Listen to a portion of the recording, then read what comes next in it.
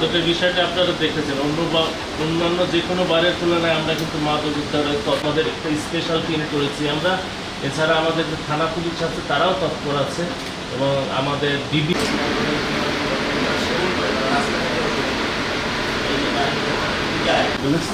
Fine করেন আপনার দুজনের সামনে ফাঁকা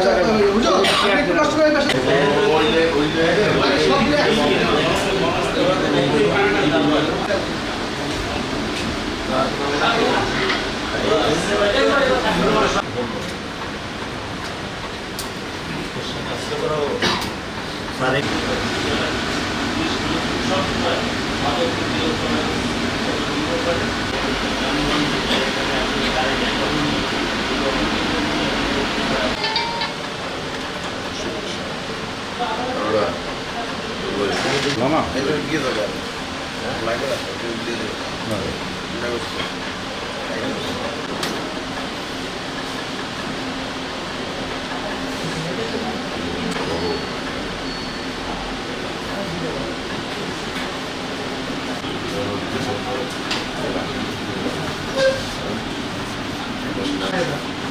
অনেকে মানে জায়গা হচ্ছে না তো সাংবাদিক বাইরে বসবেন। রহমত ক্যামেরাটা